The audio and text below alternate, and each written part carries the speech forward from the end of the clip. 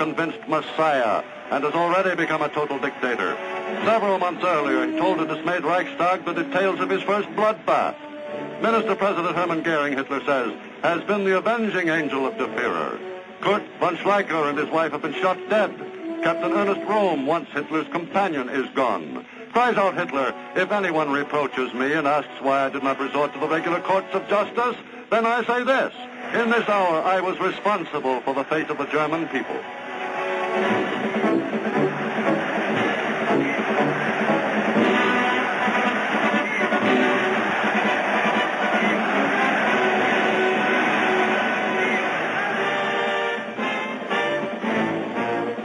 A large standing army is forbidden by the Versailles Treaty, but for a long time the Nazis have managed to circumvent this. Since 1925, they have had an organization known as the Reichswehr, under Baldur von Schirach, the youth organizer. There is a cadet corps and a pony labor corps. Every village, every town, every city adds to the roster of young men trained to serve as soldiers of the Reich. These labor battalions are pledged to serve Hitler in these words: never in the trenches, never surrounded by bursting bombs, but we are soldiers of the Reich. At first, these men drill with shovels, and Germany has more hunting clubs than game, a cover for other military organizations. Gradually, the world begins to see through this massive subterfuge.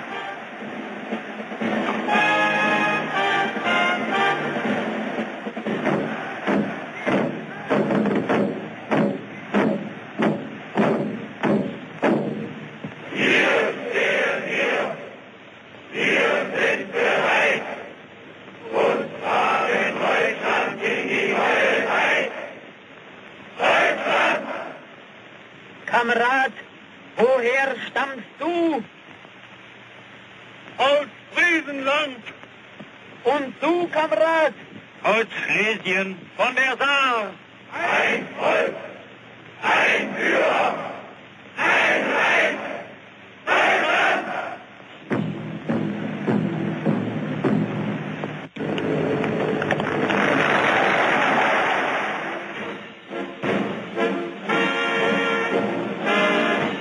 Increasingly bolder with each passing day, the conspirators against world peace soon are strong enough to forget the false labor battalions and the phony shovels.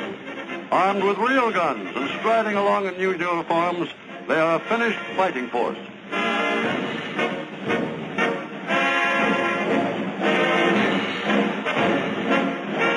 Cavalry, another violation of the Versailles Treaty, whose framers remembered the feared Uhlans, passes in review before the Reichsführer.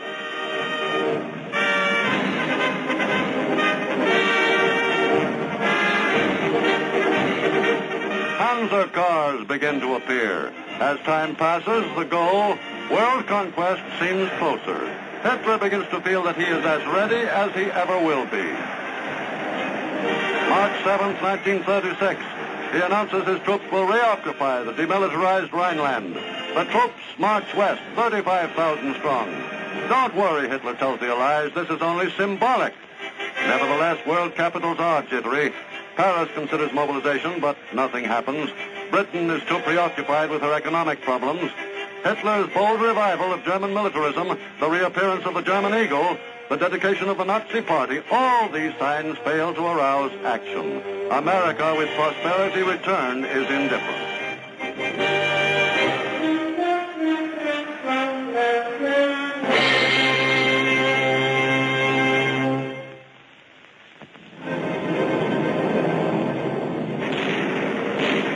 By 1938, Hitler has an air force of 1,500 first-class fighters, tanks and panzer cars for his slick motorized division, and 3.5 million trained soldiers. March 11th, 1938, the Führer makes his first move across traditional German borders. He invades Austria, and within 2 days, a puppet Austrian chancellor proclaims the unification of the two countries. Another diplomatic card in Hitler's hand, the revived German Navy, a nightmare to Britain with her exposed sea lanes. She, France, and Italy signed the infamous Munich Pact. September 1938. By the following March, Hitler gobbles up the remainder of a prostrate Czechoslovakia. The great Skoda munitions works is added to the Nazi arsenal. more weapons for De Führer's conquest. The Munich Pact becomes a symbol of appeasement, and the world wonders where the next strike will be. And now Russia begins to show an active concern. No bridegroom could be happier than Adolf-Hitler, who is keeping his rendezvous with destiny. In 6 short years since he became Chancellor, the German eagle again has the world trembling. Facing France, the Siegfried defense line bristles with tank traps and guns. But Hitler's move will not be there, but to the east. Yes, Poland is the next target. As Germany and Italy sign a military pact, the German divisions are sent to the Polish border and begin maneuvers. The world, hoping for Russian intervention, is shocked when Hitler and Stalin sign a friendship pact. It is not long before the maneuvers are recognized by the world for what they are, preparation for another Hitler invasion.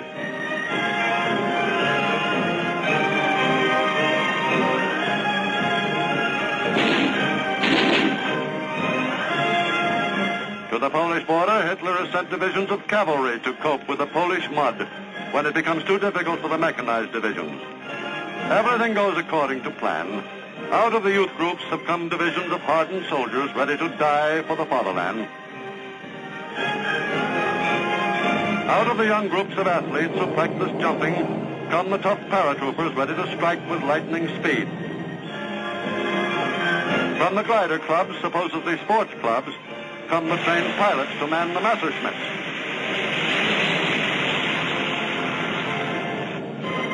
And out of the merchant marine come the trained submarine crews, ready to man the Atlantic wolf packs with which the world is ill prepared to deal.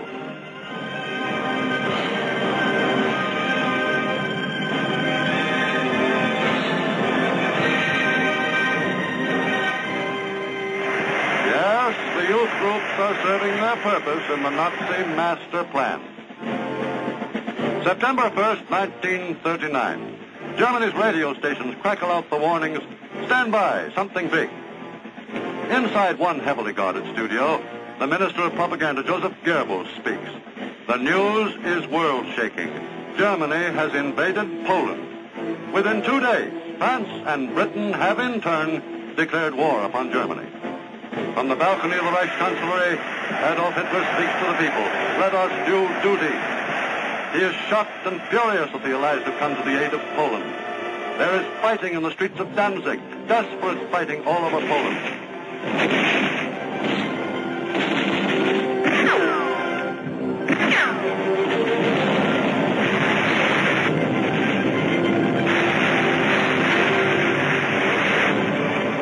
Poland is literally burned off the maps of the world as the Panzer divisions execute the first of the ferocious blitzkriegs.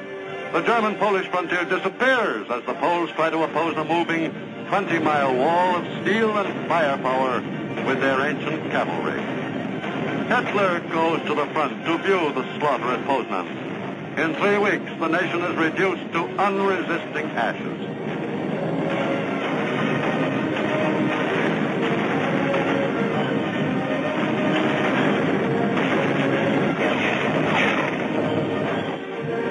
Britain and France had decided to come to the aid of the stricken country, but there is little they can do.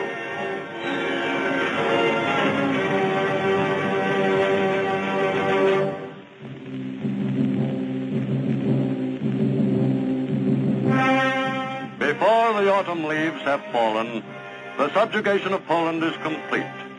The world now knows it is engaged in a death struggle with the former unemployed house painter, now become world conqueror. The screeching fanatic is familiar. But what about the man? In Bavaria, at Berchtesgaden,